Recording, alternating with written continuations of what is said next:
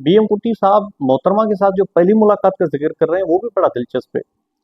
1978 की बात कर रहे हैं कि जब भुट्टो साहब जेल में थे, तो वली खान साहब ने एक इंटरव्यू दिया था जो कि बिल्कुल मुतज़ाद इंटरव्यू था।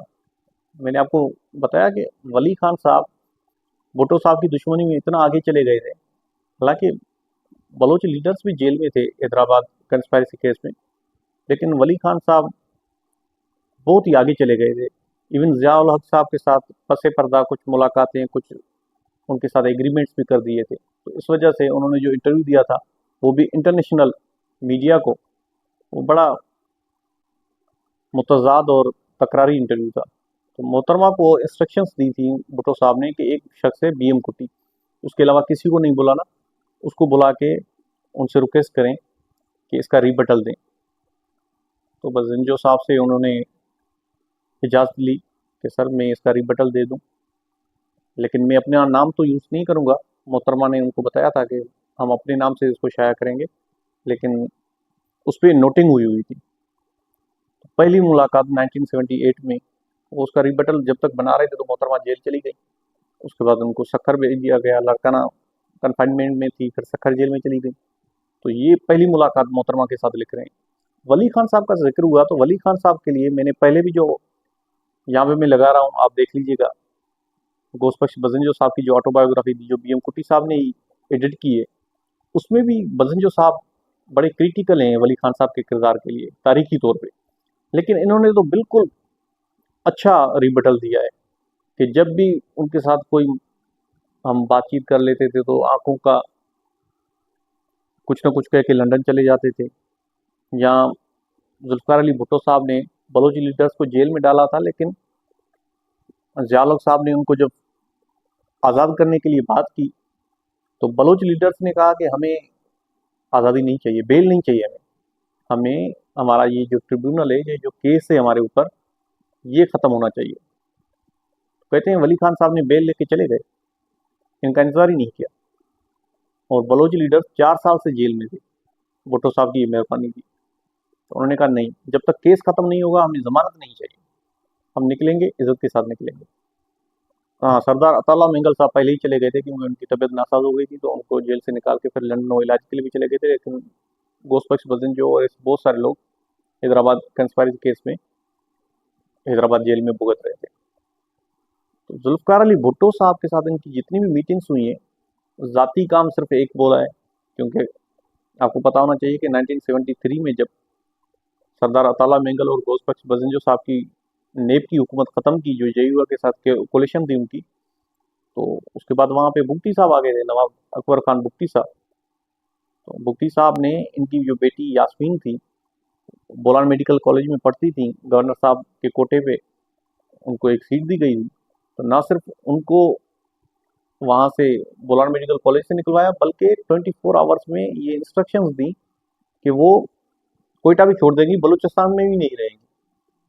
तो फिर इन्होंने एक बड़ा हार्श लेटर लिखा जुल्फ़िकार अली भुट्टो साहब को, जो उस वक्त प्रेसिडेंट ऑफ पाकिस्तान थे। तो भुट्टो साहब ने इनको बुलवाया, जो मैंने आपसे पहले बात की कि आपको क्या ज़रूरत थी पाकिस्तान आने की, जब आप केरला में इतने अच्छे वेल सेटल्ड थे।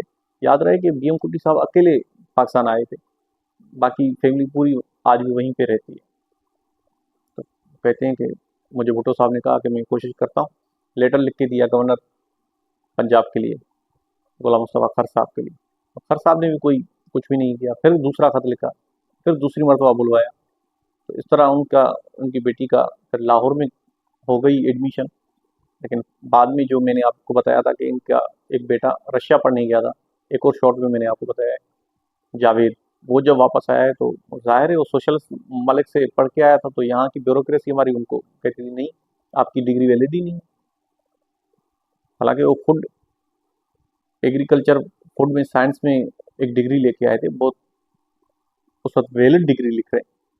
वो कहते हैं मैंने भुट्टो साहब को रिक्वेस्ट की कि मेरिट पे, लेकिन किसी जगह पे उनको एडजस्ट करवाएं। तो कहते हैं उन्होंने ऑर्डर्स दिए, लेकिन फिर भी हमारी ब्यूरोक्रेसी नहीं मान रही थी।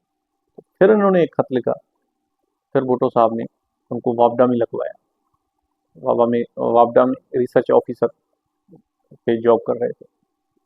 ये भुट्टो साहब से इन्होंने काम लिया, बाकी कोई काम नहीं लिया, ना कोई प्लॉट लिया, न कोई पोजीशन ली, सारी ज़िंदगी अपनी पार्टी के साथ, अपने लेफ्ट कामरेड दोस्तों के साथ ज़िंदगी गुजारी, और हमेशा मुफलिसी में, पैसे होते नहीं थे।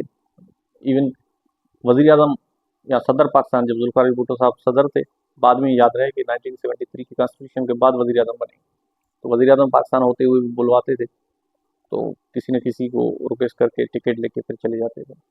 ये इस कामरेड के हालात थे, लेकिन पूरी ज़िंदगी हाथ साफ रहे, कोई पछतावा नहीं है। आज हमारी पॉलिटिकल पार्टीज़ क्या कर रही हैं, ऐसे लोग हमारी आज की पॉलिटिकल पार्टीज़ के लिए एक बहुत बड़ा सबक है, सीखना चाहिए कि ज़िंदगी इस तरह भी गुजारी जा सकती है।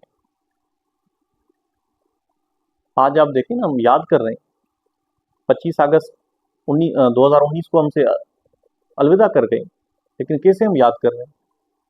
क्यों? क्योंकि सिर्फ पॉलिटिकल साइंस का स्टूडेंट होते हुए, हिस्ट्री का अदना सा शागिर्द होते हुए, और मैं आखिर में ये किताब पढ़ के मेरे आंखों में आंसू आ गए।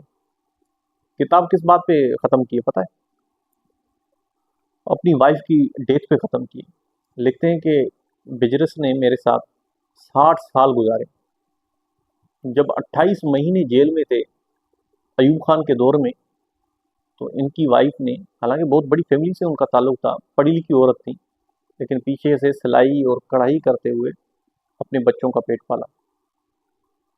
और एक बड़ा अच्छा उस वक्त कानून था कि जो जेल में था होता था उस वक्त, तो पीछे घर वालों को कुछ पैसे मिलते थे, क्योंकि सियासी कैदी था और मार्शला का कैदी था, मुलाकात के लिए भी इजाज़त नहीं होती थी उस वक्त। तो उन्होंने ये कढ़ाई और सिलाई करके अपने घर में बच्चों का पेट पाला। लेकिन कह रहे हैं कि जब मैं किताब ये लिख रहा था, तो मुझसे 3 से 4 मरतबा पूछा कि तुम्हारी किताब कब ख़त्म हो रही है, तुम्हारी किताब कब कंप्लीट हो रही है? तो कहते हैं कि 2010 में। अब मुझसे बिजनेस हुई, मेरा हाथ छोड़ के चली गई, और मुझे यकीन नहीं आ रहा कि वो मुझसे क्यों पूछ रही थी कि तुम्हारी किताब कब कंप्लीट होने वाली है।